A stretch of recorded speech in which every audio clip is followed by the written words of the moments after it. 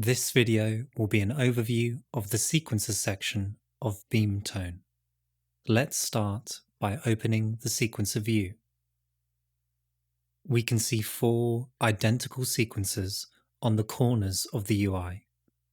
Let's add a step on sequence 1.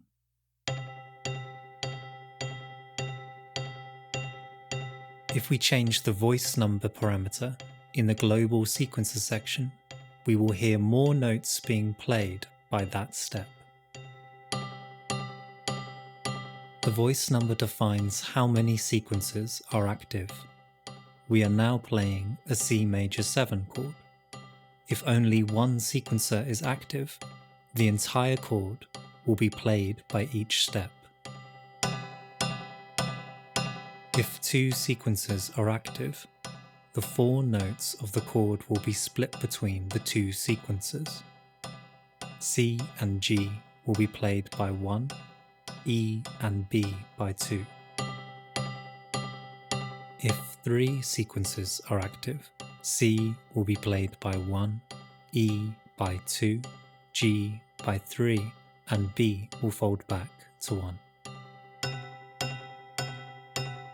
Let's change the voice number back to 4 and add an active step for each of the sequences.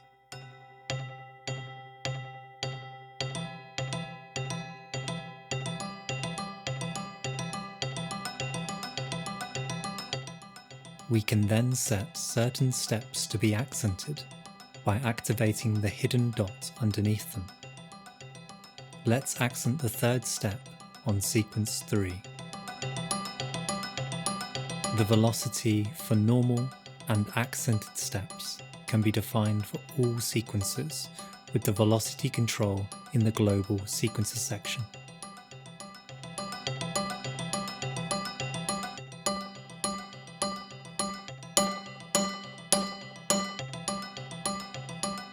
We can also change the global chance of notes playing.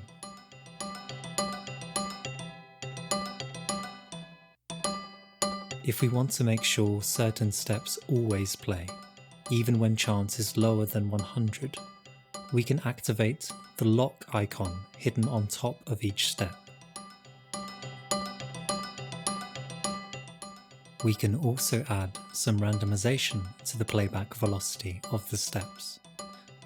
This only affects non-accented steps.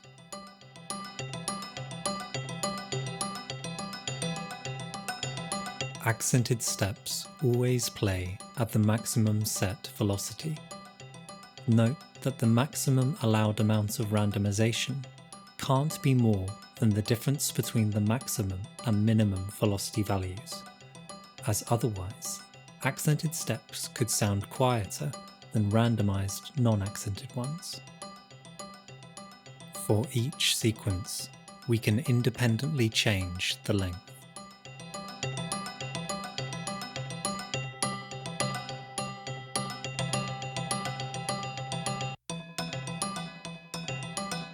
By using different values on each, we can create polymeters.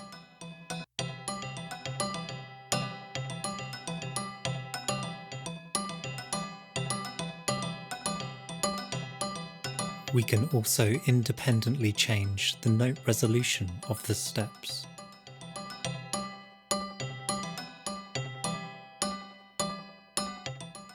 And alter maximum, minimum, and random velocity on a per sequence basis, limited to the global values.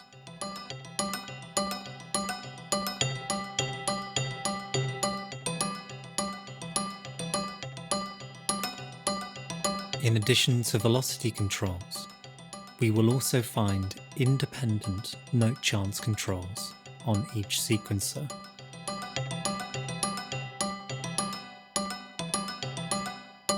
The additional controls on each sequence are octave,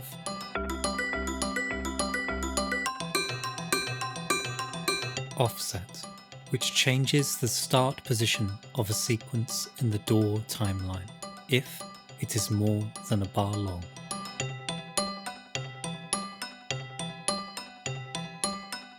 Pattern restart, which forces a sequence to restart after a certain number of bars. This can help create consistency when using more complex polyrhythmic combinations.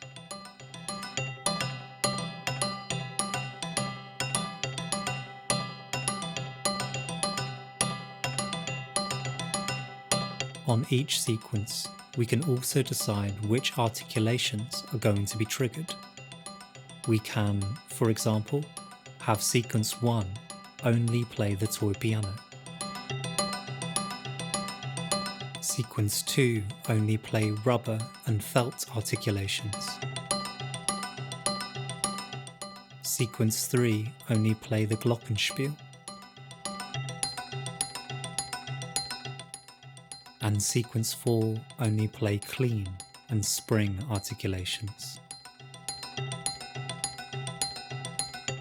If an articulation is active in the mixer but not selected in the sequencer, it will play back the incoming MIDI notes directly and ignore the sequencers.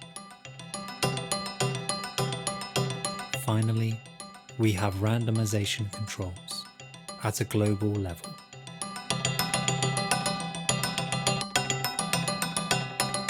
And at a sequence level.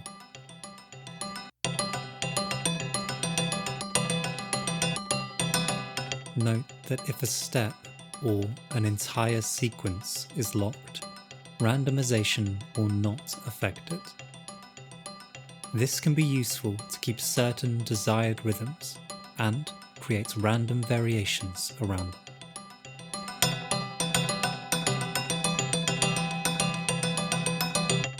The last control of the global sequencer view is grace time.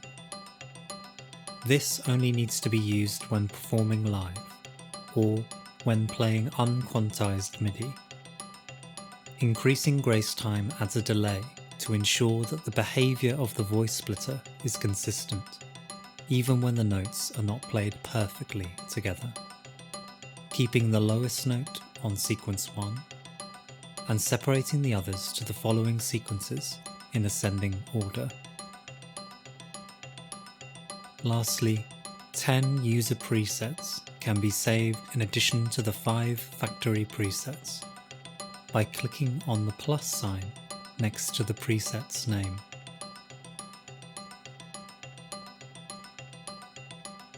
Sequencer settings will also be stored when saving a snapshot of the instrument, along with everything else in the main view.